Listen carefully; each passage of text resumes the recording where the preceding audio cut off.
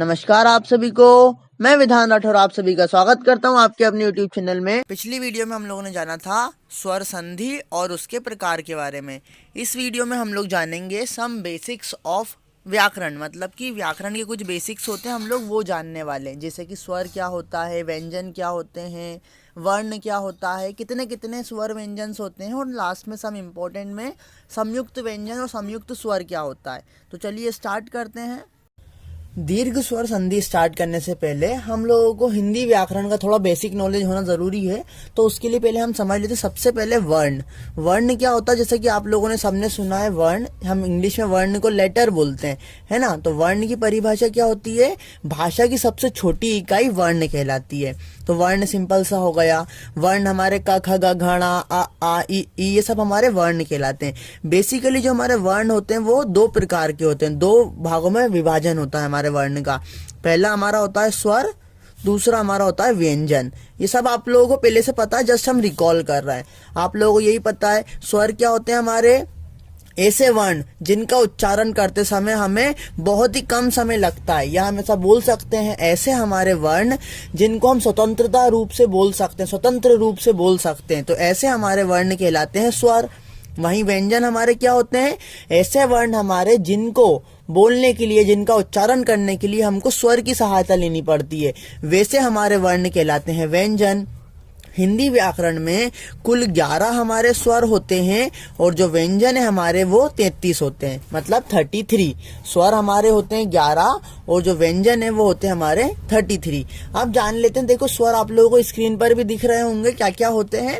अब जान लेते हैं स्वर हमारे कितने प्रकार के होते हैं, क्योंकि जब हम संधि पढ़ रहे हैं तो हमको ये स्वर व्यंजन का बेसिक नॉलेज हमको होना चाहिए। जो स्वर हमारे होते हैं वो बेसिकली 3 टाइप के होते हैं।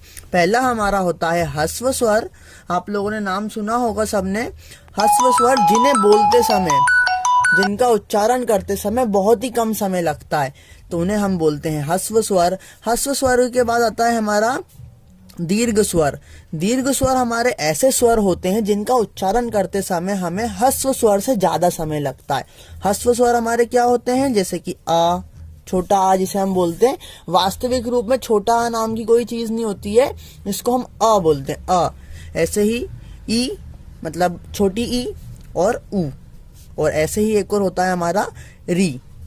ये चारों हमारे ह्रस्व स्वर होते हैं। ऐसे ही दीर्घ स्वर हमारे कौन कौन से हो गए, आ जिसको हम बड़ा आ बोलते हैं, बड़ी ई जिसको हम ई बोलते हैं, बड़ा ऊ, और हिंदी में तो कुल ये 3 ही दीर्घ स्वर होते हैं, लेकिन संस्कृत भाषा में यहाँ पे एक री हमारा बढ़ जाता है, ये बड़ा री होता है, जैसे री और ये री होता है, ठीक है।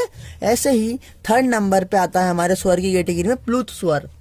प्लुत स्वर जैसे कि आप लोगों ने पिछली वीडियो में देखा होगा, पूर्व रूप स्वर संधि जो होती है हमारी, जो पूर्व रूप स्वर संधि होती है उसमें हमने कैसा अवग्रह तरीका का एक देखा था, एस तरीका, जिसको हम अवग्रह बोलते हैं।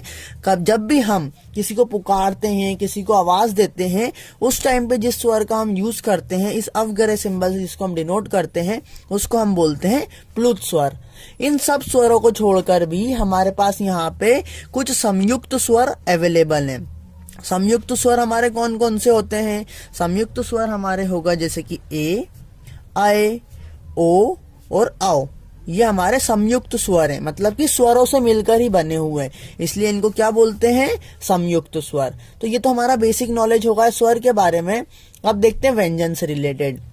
जैसा कि मैंने आपको बताया, व्यंजन हमारे ऐसे वर्ण होते हैं जिनका उच्चारण करते समय हमें स्वरों की सहायता लेनी पड़ती है। स्वरों का उच्चारण करते समय हमें किसी को बोलने, मतलब किसी दूसरे स्वर की या किसी अन्य वर्ण की सहायता लेने की जरूरत नहीं पड़ती है, लेकिन व्यंजन का उच्चारण करते समय हमें स्वर की हेल्प लेना रहती है। इसीलिए ऐसे वर्ण जिनका उच्चारण करते समय हमें स्वर की सहायता लेनी पड़े वो हमारे व्यंजन कहलाते हैं। तो व्यंजन कुल हमारे होते हैं 33, लेकिन इसमें भी हमारे कुछ एक्सेप्शनल केसेस आते हैं, जैसे कि यहाँ पे भी संयुक्त व्यंजन हम लोगों को देखने को मिलते हैं। संयुक्त व्यंजन कौन कौन से वो आप लोग याद रखिएगा। सबसे पहले हमारा होता है श, जिसको हम क्या बोलते हैं, ये किस किस से मिलके बना है, का और शा से मिलके बना है, का और शा से मिलके बना है, ये हमारा एक संयुक्त व्यंजन है। दूसरा हमारा होता है त्रा, जो कि ता और रा से मिलके बना है। ऐसे ही ज्ञा है, ज्ञा हमारा किस किस से मिलके बना है, जा और या। ये हमारा एक बोल सकते हैं क्या है, ये हमारे स्वर के बाद क्या बोलते चा वाली लाइन में था या, तो चा और जा से मिलके बनता है हमारा ज्ञा। ऐसे ही लास्ट में हमारा संयुक्त व्यंजन आता है श्र। ये किस किस से मिलके बना है, श और रा से मिलके बना। ये दोनों ही व्यंजन है, साथ में इसमें यहाँ पे आ भी आता है। आपने पढ़ा होगा, इसको बोलते हैं हम लोग वर्ण विच्छेद करना। तो ये जस्ट बेसिक हम लोगों ने रिकॉल करा। एक बार और बेसिक पूरा आइडिया देता हूँ मैं आप लोगों को। क्या देखा हमने, वर्ण क्या होते हैं हमारे, भाषा की सबसे छोटी इकाई को वर्ण कहा जाता है। वर्ण दो प्रकार के होते हैं, स्वर और व्यंजन। हिंदी भाषा में 11 स्वर होते हैं, लेकिन संस्कृत भाषा में 13 स्वर होते हैं। कौन कौन से इंक्रीज हो जाते हैं, एक तो ये बड़ा वाला री इंक्रीज हो जाता है और एक लरा इंक्रीज हो जाता है, तो ध्यान रखिएगा। अब उसी तरह व्यंजन तो हमारे 33 ही होते हैं, और यहाँ पे हमने देखिए 4 हमारे पास संयुक्त व्यंजन होते हैं, श, त्र, ज्ञा और श्र। ये 4 हमारे पास संयुक्त व्यंजन होते हैं। इस वीडियो में बस इतना ही। अब बात करेंगे हम नेक्स्ट वीडियो में दीर्घ स्वर संधि के बारे में। Thank you.